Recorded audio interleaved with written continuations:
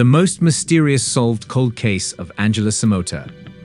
Today, we'll look at one of history's most enigmatical cold cases, the Angela Samota case. Angela Samota was found killed in her apartment on October 12, 1984. For more than 3 decades, this case went unresolved until a breakthrough in DNA testing led to the arrest of the offender. In this video, we'll look at the specifics of the case and how it was eventually resolved. Angela Samota, 20, was a student at Southern Methodist University in Dallas, Texas. She went to a party with her friends on the night of October 11, 1984. Angela was dropped off at her flat by a friend after the party ended around midnight. When Angela did not show up for her lessons the next day, her friends were concerned and went to her apartment to check on her. Angela was found dead in her bedroom, much to their horror. The crime scene was horrific. Angela died by strangulation. Her flat was in disorder, and it appeared like a fight had occurred. The culprit had left DNA evidence, but the technology to analyze the DNA at the time was unavailable. The case immediately became cold, and there were no leads or suspects for decades. Angela's lover, Ben McCall, was, however, one of the prime suspects in her murder. He was said to be the last person she spoke to before going entirely silent. Ben phoned the cops after discovering her brutally murdered body at her off-campus residence.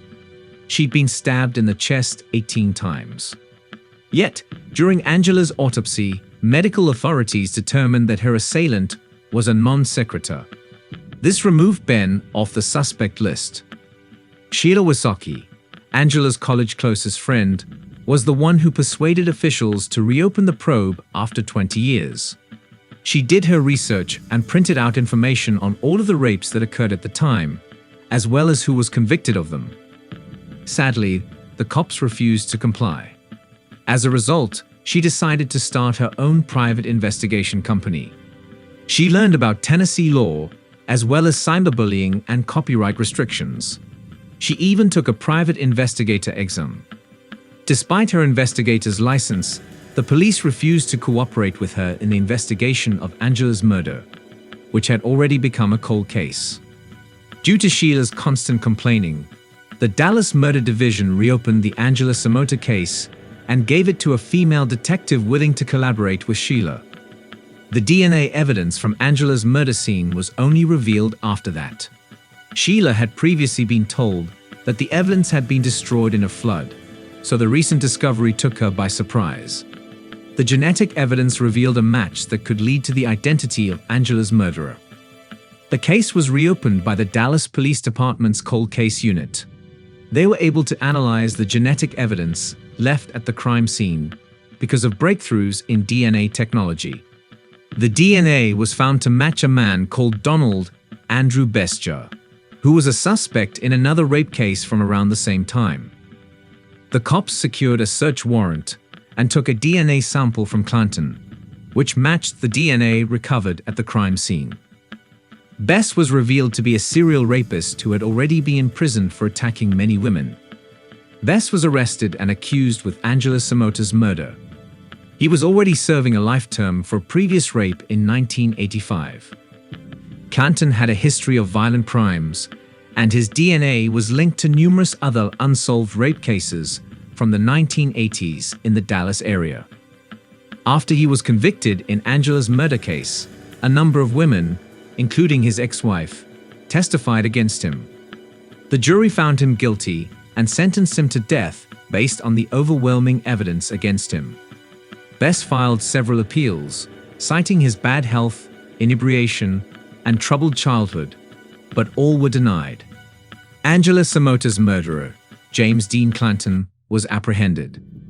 The prosecution introduced genetic evidence linking Clanton to the crime site. Clanton denied any participation in the murder and said he had never met Angela Samota. However, the jury found him guilty and condemned him to life in jail with no chance of release. Donald Bess died in prison from a heart attack on October 8, 2022, while awaiting execution. Despite the fact that the case was solved, the sorrow of Angela Samota's death continues to haunt her family and friends. They have expressed relief that the offender has been apprehended, but also grief that they have had to wait so long. Her father, who died before the case could be solved, had saved a collection of newspaper cuttings and images relevant to his daughter's case. Angela's sister expressed regret that their father did not survive to see justice done. Angela Samota's case serves as a reminder that justice can be slow, but it can also be served. DNA advances have given families of cold case victims hope, and they are a monument to the hard work of law enforcement professionals who never give up on solving these crimes. We hope that this case brings Angela Samota's family and friends some closure. Tell us your opinion on this cold case in the comment section. Thank you for watching.